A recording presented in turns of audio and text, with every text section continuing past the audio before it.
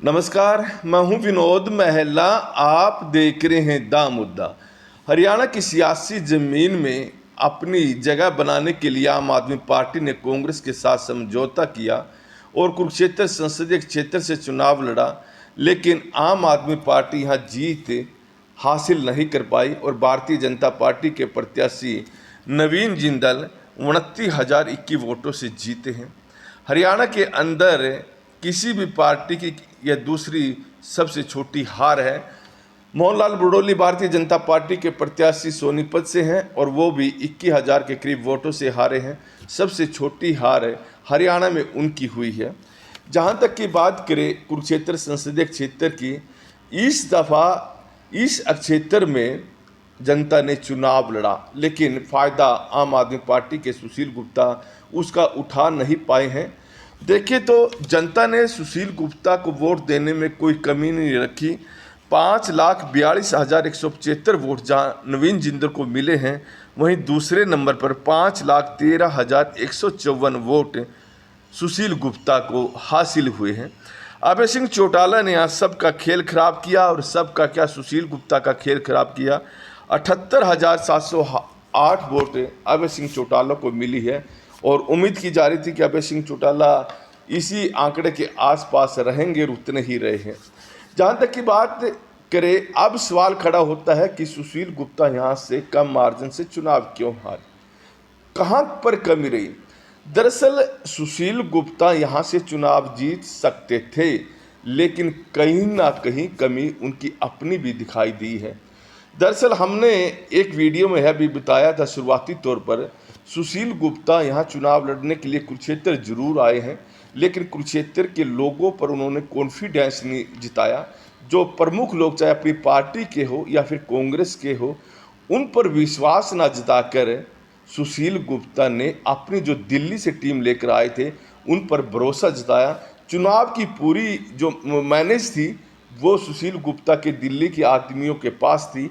इससे जो पार्टी का कोर वोटर है, वो चाहे कांग्रेस पार्टी का हो या फिर आम आदमी पार्टी का जो लोकल है, वो कहीं ना कहीं खफा था इस बात को लेकर कि उनकी पूछ नहीं हो रही है और छोटी छोटी चीज़ों के लिए, छोटे छोटे झंडे और बैनर तक के लिए वो दिल्ली से जो लोग आए थे उनके पीछे घूमना पड़ रहा है। और जो सुशील गुप्ता की दिल्ली की टीम थी, उनको कुरुक्षेत्र संसदीय क्षेत्र के चाहे आम आदमी पार्टी के कार्यकर्ता हो या फिर कांग्रेस पार्टी के कार्यकर्ता, उन पर भरोसा नहीं था और ना उन्होंने भरोसा जताया है। और कई बार उनके मुख से यह बात भी सामने आई है कि हम किस पर भरोसा करें, और यही बात सुशील गुप्ता पर भारी पड़ गई है। बहुत से जो पार्टी के कार्यकर्ता हैं, चाहे आम आदमी पार्टी के हो या फिर कांग्रेस पार्टी के हों, वो थोड़े नाराज भी दिखाई दिए। देखिए यहाँ पर तो दिल्ली वालों की चौधर दिखाई दे रही है, दिल्ली वाले चौधरी बना दिए हैं। हालांकि देखिए जनता ने यह चुनाव लड़ा है और इतनी वोट जो आई है वो जनता के प्रयास से आई है। कुरुक्षेत्र संसदीय क्षेत्र की जनता इस दफ़ा भारतीय जनता पार्टी को हराना चाहती थी और इसमें जो उनकी नाराज़गी सबसे ज़्यादा थी वो मनोहर लाल खट्टर के खिलाफ थी। हालांकि किसानों का एक ऐसा वर्ग रहा जो नरेंद्र मोदी को भी पसंद नहीं करता था और जनता ने बिना सुशील गुप्ता का कर्ज किए खुद वोट मांगे हैं। यहाँ तक कि अपनी चाय पानी की व्यवस्था खुद की, अपने पैसों से की, अपनी जेब से की है। और देखे बहुत जगह छोटे छोटे जो टेंट लगाए गए, जो कार्यक्रम हुए, वो जनता ने स्वयं उन पर खर्च किया है। सुशील गुप्ता का पैसा बहुत कम जगह लगा है। हालांकि देखें, अगर सुशील गुप्ता अच्छी तरह से इस चुनाव को मैनेज करते और लोकल नेताओं को, लोकल कार्यकर्ताओं को साथ लेकर चलते, जो रणनीति बनी उस रणनीति में उन लोगों को शामिल करते, तो निश्चित तौर पर सुशील गुप्ता की जीत हो सकती थी। लेकिन जनता ने इस बात को भी इग्नोर किया कि सुशील गुप्ता उन्हें समझ नहीं रहा और पार्टी के कार्यकर्ता ने बहुत सारे ने इग्नोर भी किया। देखिए सुशील गुप्ता की टीम उन्हें समझ नहीं रही है, लेकिन भारतीय जनता पार्टी को हराना है। बहुत सारे लोग दिल से सुशील गुप्ता के साथ खड़े रहे, लेकिन कहीं ना कहीं टीस कुछ लोगों के मन में भी थी कि यहाँ दिल्ली वालों की ज़्यादा चल रही है और दिल्ली वाली ऐसी टीम थी जो यहाँ के लोकल लोगों पर कतई भरोसा नहीं कर पा रही थी, और जो ये 29,000 कुछ वोटों की हार हुई है, उस हार का प्रमुख कारण यही माना जा रहा है। जहाँ तक की बात करें, सुशील गुप्ता मीडिया के तौर पर पिछड़े रहे, मीडिया मैनेजमेंट उनकी ना के बराबर थी। कुछ लोगों ने शुरुआती तौर पर मीडिया मैनेजमेंट अच्छी करने का प्रयास किया, लेकिन धीरे धीरे उसकी पोल खुलती रही, जबकि नवीन जिंदल की मीडिया मैनेजमेंट सबसे बेहतर रही है, चाहे इंडियन नेशनल लोकदल हो या किसी दूसरी पार्टी की तुलना में। यहाँ पर मीडिया मैनेजमेंट का जो सबसे बढ़िया रोल रहा है वो नवीन जिंदल का रहा है, और उसमें बड़ी अच्छी भूमिका निभाई भी है। तो देखें, अब आम आदमी पार्टी विधानसभा चुनाव में जाएगी, कांग्रेस के साथ मिलकर जाएगी, गठबंधन होगा या नहीं होगा देखने वाली बात है।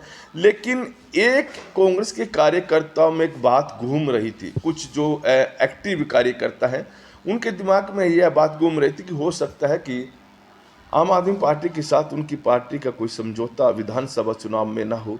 तो उस सूरत में अगर सुशील गुप्ता यहाँ से चुनाव जीतते हैं तो उसके बाद आम आदमी पार्टी यहाँ कुरुक्षेत्र संसदीय क्षेत्र में ज़्यादा टिकट मांगेगी, और हो सके तो हरियाणा के अंदर कई ऐसी प्रमुख सीटों पर टिकट मांग ले जहाँ पर कांग्रेस पार्टी मजबूत स्थिति में है, और पार्टी हाईकमान ने अगर गठबंधन के तहत 20 सीट भी आम आदमी पार्टी को दे दी तो इससे खेल बिगड़ सकता है।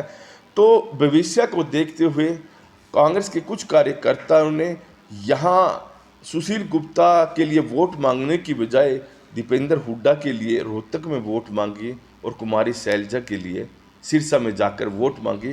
और अगर इन लोगों का साथ यहाँ मिलता सुशील गुप्ता को, तो निश्चित तौर पर यह छोटी जीत नवीन जिंदल को नहीं मिलती, यहाँ सुशील गुप्ता जीत सकते थे। लेकिन कहीं ना कहीं जो नवीन जिंदल ने जो 10 साल सांसद रहे हैं यहाँ पर और लोगों के काम किए हैं, वो काम भी आए। बहुत सारे ऐसे कांग्रेसी भी रहे हैं जो झंडा तो कांग्रेस का उठाकर रखे हुए थे, लेकिन कहीं ना कहीं उन्होंने अपने परिवार की और आसपास की वोट भारतीय जनता पार्टी के प्रत्याशी नवीन जिंदल को डलवाई है। नवीन जिंदल ने 10 साल सांसद रहते हुए जो शौचालय बनवाए थे उसका फ़ायदा मिला है। नवीन जिंदल ने कन्यादान जो दिया था आम गरीब परिवार की बेटियों की शादी ब्याह में, वो काम आया है, और विपरीत परिस्थिति में यहाँ नवीन जिंदल ने जीत हासिल की है। हालांकि यह बात सही है, कहीं ना कहीं सुशील गुप्ता की जो दिल्ली वाली टीम रही है उसकी भूमिका ज़्यादा रही है नवीन जिंदल को जितवाने में। और देखें, अब विधानसभा चुनाव होंगे, आम आदमी पार्टी का क्या स्टैंड रहेगा ये देखने वाली बात रहेगी। हालांकि देखिए, आम आदमी पार्टी और कांग्रेस का जो गठबंधन हुआ इसमें आम आदमी पार्टी को कोई फ़ायदा नहीं मिला, जितना फ़ायदा मिला है वो कांग्रेस को मिला है।